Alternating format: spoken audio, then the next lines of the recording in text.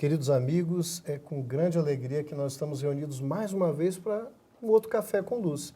Esse programa que vai tratar de espiritualidade, de essencialidade, através de um bate-papo informal, tomando um cafezinho, um pouquinho de água, não importa. Mas que a gente trate desses assuntos e para o nosso café, a gente convida você virtualmente e também convidamos a nossa querida amiga, a doutora Carmelita Indiana. Muito obrigado, doutora Carmelita. Prazer é todo meu. Que bom que a senhora está aqui conosco.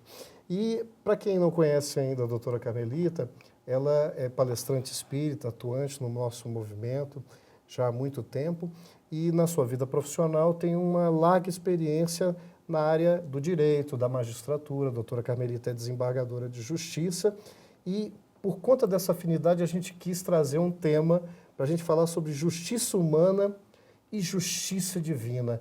E eu vou fazer uma provocação, doutora Carmelita, agora no início, para a gente ver. De tempos em tempos, e às vezes não muito tempo, a gente anda muito revoltado uns com os outros, coletivamente, dizendo que não há justiça nesse mundo. E um pensamento muito pessimista, dizendo que não há equilíbrio nisso. Do ponto de vista da justiça humana e principalmente da justiça divina, como é que a gente pode começar esse nosso café fazendo essa reflexão? Será que a gente está exagerando na dose? Será que ser otimista é ser utópico em relação a ou não há justiça? Há ou não há presença de Deus nesses processos dos quais a gente acha que necessita de equilíbrio? Começa com a gente por aí. Esse é um ótimo começo de conversa. Se nós encararmos a vida aqui na Terra sob o prisma do espaço que medeia entre berço e túmulo, nós vamos ver que, de fato, não há justiça na Terra. O materialista, ou aquele que acredita apenas na unicidade da existência, vive esse paradoxo, porque, de fato, os destinos dos homens são absolutamente diferentes. As oportunidades são diversas e a maneira como cada qual é colocado nesse mundo depende demais das circunstâncias, de forma tal que se chega mesmo a descrer na justiça humana. Mas, para o espírita, a questão tem que ser vista sobre uma outra ótica, sobre a ótica da pluralidade das existências. O espírito que chega aqui, ele não é criado quando da concepção, ele tem um passado, ele tem uma experiência, ele tem uma vivência que se desenvolve por milênios. Então, quando nós chegamos aqui, nós trazemos uma bagagem imensa de conhecimentos, de experiências, de aquisições, mas também de faltas. De problemas. De problemas. Somos herdeiros de nós mesmos? Herdeiros de nós mesmos. E como diz André Luiz, no capítulo 27 do livro Nos Domínios da Mediunidade, os problemas criados por nós não serão resolvidos senão por nós mesmos. Então, muito do que a gente considera injustiça com a gente entende que nós estamos sendo injustiçados e nós estamos sendo recolocados num cenário onde a gente precisa de reajustar. É a posição espírita sobre isso? Sem sombra de dúvida. Nós estamos colhendo os frutos das árvores que plantamos. Esse mundo foi criado por nós. Nós é que fizemos com que a humanidade vivesse como vive hoje, nessa aparente injustiça. Mas como Deus faz do mal remédio, mesmo as aparentes injustiças se transformam exatamente no mecanismo mais puro da justiça divina. Porque para a justiça divina não há nenhuma falha. E a expressão utilizada por Jesus quando fala acerca da justiça, e aí ele embute o determinismo e o livre-arbítrio, é até mesmo chocante. Se não cai um fio de cabelo da nossa cabeça sem que o permita a justiça divina, quanto dirá essas aparentes maldades, desencontros e injustiças que permeiam a vida de todos nós nesse caminho aqui na Terra. Então, para se haver justiça no âmbito maior, e já consideramos justiça divina, há então uma lei que regula as ações da justiça. E essa lei divina, ela é perfeita, não é isso? Sem sombra de dúvida. Negar a perfeição da lei divina é negar a presença... A própria existência de Deus. Quando Kardec, na parte terceira do Livro dos Espíritos, dividiu as leis morais, que são as grandes leis que dividem, que orientam a vida do espírito em 10 grandes leis, uma delas, e ele colocou em segundo lugar, embora não haja hierarquia, é a lei de amor, justiça e caridade, né? Então, tudo na vida do espírito está regido pela ação e reação. À medida que o espírito age, ele vai traçando para si mesmo uma espécie de destino que ele, no amanhã, certamente encontrará. Então, todos os acontecimentos estão moldados pelas nossas próprias ações. Interessante que isso é complexo, porque isso envolve o entendimento da teia complexa de relações que nós estabelecemos uns com os outros e com o próprio meio, né? Porque a gente vai agindo do uso do livre-arbítrio, da liberdade e reencontrando isso. Nesse café parece fácil, mas a coisa é mais complicado, né, doutora Carmelita? Sem sombra de dúvida. Diante de determinadas situações mais excruciantes, vamos chamá-las assim, até nós mesmos, espíritas, às vezes duvidamos momentaneamente da justiça divina. Divaldo Pereira Franco, por exemplo, tem um livro fantástico falando a respeito da lei de ação e reação, contando uma história de um padre brasileiro que é pedófilo. E ele, um dia, é pego num instituto educacional onde ele leciona, e a diretora do instituto o ameaça, entre aspas, de entregar às autoridades civis e eclesiásticas. E ele, fazendo uma retrospecção da própria vida, acaba se lembrando que havia, quando ele era criança, abusos que o pai dele cometeu com ele. E ele debita ao pai a responsabilidade pelos atos dele de também ser um pedófilo. No entanto, induzido ao sono por amigos espirituais que fazem questão de explicar esse fato com minúcias, ele faz uma regressão de memória, vai até uns 250 anos atrás, em um bordel situado em Paris, na França, onde ele era o dono do bordel e induziu o pai a práticas pervertidas do sexo. Mas não termina... Quem conduz mal vai colher certamente a má conduta. Mas eu vou só interromper, pega disso aí, no segundo bloco a gente pega esse gancho e continua que tá bom. A gente volta já já.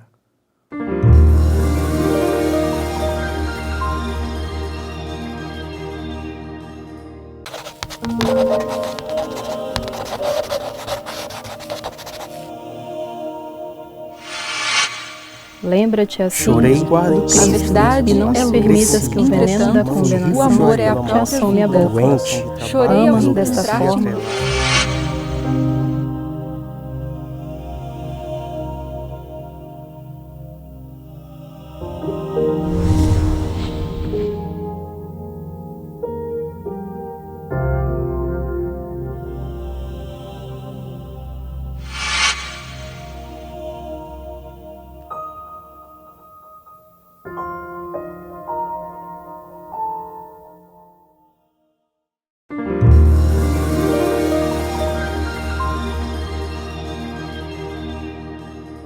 Bom, nós voltamos do nosso intervalo, desse nosso Café com Luz, falando sobre justiça humana e justiça divina com a doutora Carmelita. Nós tivemos que interrompê-la bem rápido, mas conta de novo aquele final, já o meio finalzinho da história do livro do Divaldo, do nosso irmão que estava num processo de regressão do caso de pedofilia. Fala pra gente, continua nessa linha. Veja que o pedófilo, ao atribuir ao pai a responsabilidade pelos seus atos impensados e desajustados, ele para no tempo nessa última encarnação. E é por isso que os mentores espirituais o induzem ao sono, fazem uma regressão de memória e nessa regressão ele vai se encontrar em uma vida anterior, um bordel em Paris, onde ele induziu o pai à prática de todos os atos, os mais abomináveis na esfera sexual, inclusive comprando o pai, que era ainda uma criança, filho de uma família muito pobre, e levando-o para esse bordel a fim de iniciá-lo nessas práticas perniciosas. Então, quando você colhe obrigatoriamente a convivência de um pai desajustado, não tem sombra de dúvida que você foi o causador de desajuste do seu pai, né? Em Leis de Amor, Emmanuel indaga: quem são os pais tirânicos? São os companheiros que no passado nós induzimos ao vício e à delinquência. Então, né? Sobre esse aspecto, é meio duro esse discurso, mas ele é mais justo e mais lógico, porque o remédio, às vezes, ele é amargo.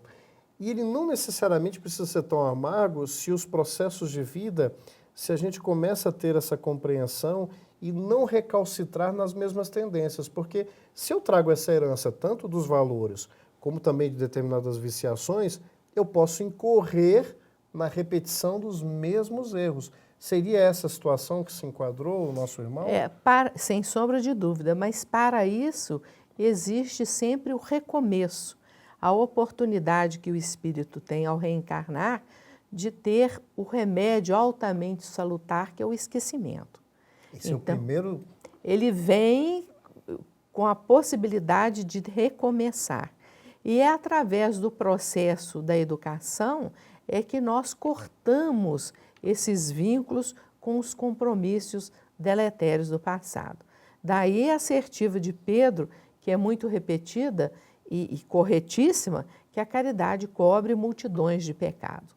Quando você incide uma determinada conduta equivocada para que a lei de justiça não se faça de uma forma mais incisiva e dolorosa, é possível que você mude a sua conduta, plante uma sementeira absolutamente nova e colha aí frutos diversos, justamente porque a caridade cobre multidões de pecados. Então, nesse processo de educação, tendo a ideia que Deus é Pai, o Pai mais amoroso que existe, e aí interessante, né? Porque é leis de justiça, amor e caridade.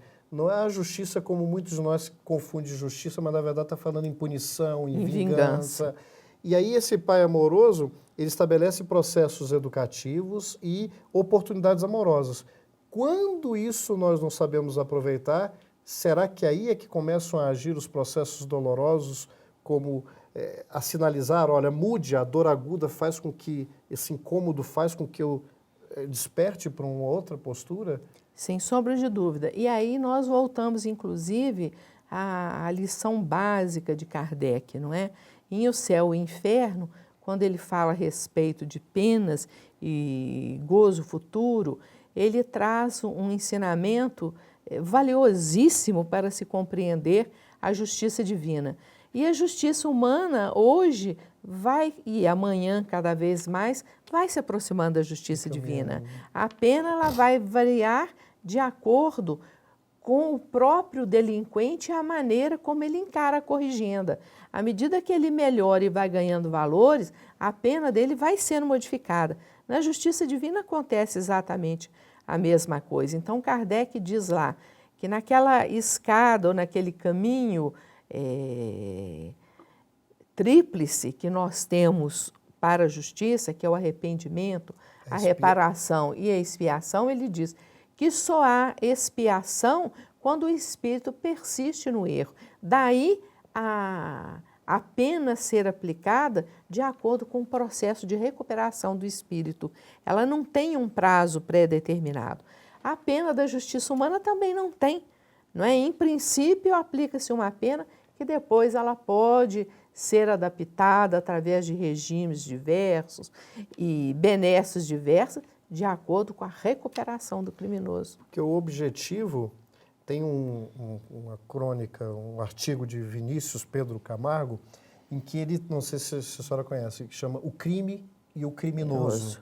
Assim como a gente pode fazer uma analogia entre o doente e a doença. Quando o nosso objetivo é combater a doença, a gente extermina o doente? Ou a gente entende que o doente não é a doença? nos processos penais, nos processos de reparação, né, esse processo educacional ele tem que ser observado? Sem sombra de dúvida. E é cotidianamente, né? Inclusive através de processos intercessórios, né? O Espiritismo nos esclarece que muitos dos nossos amigos espirituais, espíritos que estão em mundos superiores, hierarquia, que para nós hoje se manifesta como até inalcançáveis, embora não sejam, eles vêm até nós prodigalizar uma espécie de suavização desse sofrimento. Nós recebemos isso a todo instante, muitas vezes até nem percebendo, né, esses benefícios que nos são dispensados. No livro recebido psicograficamente por Chico Xavier, nos conta a história de um espírito de luz que vem à Terra ajudar na recuperação de um grande amigo que ficara para trás. É o Ave Cristo. E muitos dos companheiros que com ele participavam de trabalhos em paragens bem mais evoluídas acham que aquilo é uma perda de tempo. Mas os seus superiores lhe disseram: os seus méritos são imensos e você pode empregar seu tempo como você desejar. E ele empregou 100 anos da vida dele na recuperação do amigo.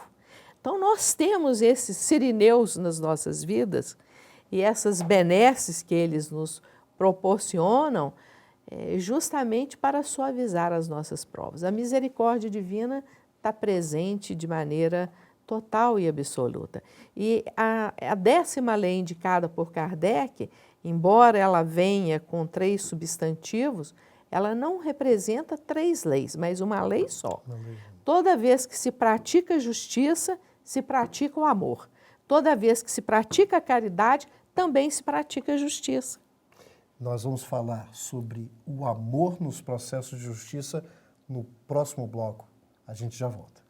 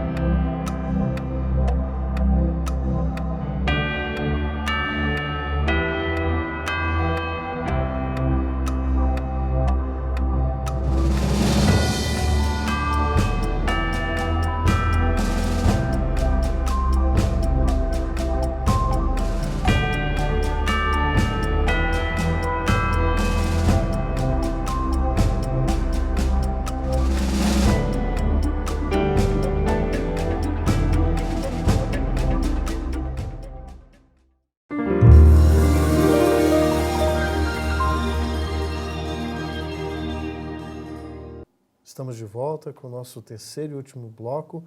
E a gente diz infelizmente, porque a gente está gostando muito. Estamos aqui falando sobre justiça divina e justiça humana com a doutora Carmelita. E nesse último bloco, a gente no intervalo estava falando isso, que é importante para nós espíritas, quem nos assiste mesmo que não seja espírita, que é impossível que a própria justiça humana evolua sem entender que os processos maiores divinos na nossa vida não se separa a justiça de amor e de caridade. É só clichê? Como é que a gente faz para poder entender que elas não podem caminhar sozinhas se o objetivo é a reeducação das nossas posturas? Fala um pouquinho sobre isso para nós, doutora Carmelita. Veja bem, lá no primeiro livro da codificação, né, o livro básico da doutrina espírita, que é o Livro dos Espíritos, na terceira parte, que é exatamente o que cuida das grandes leis que regem a vida do espírito, Kardec sugeriu, e o Espírito Verdade aceitou, que uma das leis que regem a nossa vida é a lei de amor, justiça e caridade. E por uma interpretação restritiva e, a meu ver, bastante equivocada, nós costumamos entender que tem uma lei de justiça, uma lei de amor e uma lei de caridade. Não há, essa lei é uma lei só. Quando se pratica a justiça, se pratica o amor. Quando se pratica a caridade, se pratica a justiça. E assim sucessivamente, todos os atos e todas as consequências desses atos são marcadas por essa tríade: amor, justiça e caridade. Isso é uma coisa só. Eu me lembrei agora, bem rapidinho para ilustrar, um magistrado espírita do nosso movimento, se eu não estiver fazendo jus ao caso, o Haroldo Dutra Dias nos conta que em determinado momento, num processo em que ele trabalhava, uma mãe arrasada, com o coração rachado, porque o seu filho acabava ter sido condenado à prisão por um assassinato. E ele tinha visto a postura de uma mãe sofrida vendo isso, resignada, e a família chamando o filho dela de monstro. E ela chega, segura nas mãos, eu não sei se foi dele ou ele conta um caso, para fazer justiça aqui, né? E ela fala: doutor, muito chorando, ele não é um monstro, ele é meu filho, eu sei que ele errou, mas ele não é um monstro. Ele fala: senhora, não se preocupe, ele está doente. E esse é um remédio amargo para esse momento agora, essa prisão é necessária. Aí sabedoria, ao mesmo tempo, o amor nesse olhar. Era a mesma pessoa com olhares diferentes nesse mesmo processo e todos respeitáveis. Não seria uma forma da gente entender isso, que não dá para separar? Evidentemente, não dá para separar. Agora, a dor, como muito bem ressaltado por você, é também um fruto da justiça, do amor e da caridade. Em um belíssimo poema de Castro Alves, incerto em Parnasos de Além-Túmulo, psicografia de Chico Xavier, eu pinço apenas uma estrofe, e ele é um convite para o progresso do espírito. Ele diz a respeito da dor o seguinte: é a dor que, através dos anos, dos algozes, dos tiranos, anjos puríssimos faz, transmutando os neros rudes em arautos de virtudes, em mensageiros de paz.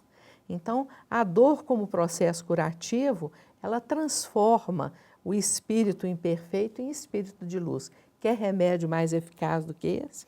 Então, um olhar amoroso, quanto mais amoroso, não vê o doente só de agora, mas vê o cidadão e o espírito imortal no futuro restabelecido. Será que não foi esse o olhar do Cristo diante da humanidade, diante da pecadora flagrada em adultério? Vá e não peques mais. Não foi esse o olhar dele para o Públio Lentulus da época? Há de seguirmos agora, ou mais à frente. Mas ele não via. Eu acho que a gente precisa colocar esse amor para poder dilatar a nossa apreensão, sem deixar de cumprir com o compromisso agora, que a gente não pode prejudicar a harmonia do nosso lar, da sociedade. Mas o amor, ele nunca prejudica. Acontece que nós, imperfeitos que somos, costumamos rotular de amor os gestos egoístas, quando nós agimos em benefício de nós próprios e daqueles a quem falsamente pretendemos amparar. E é claro que a própria vinda do Cristo aqui na Terra materializa essa visão futura, né?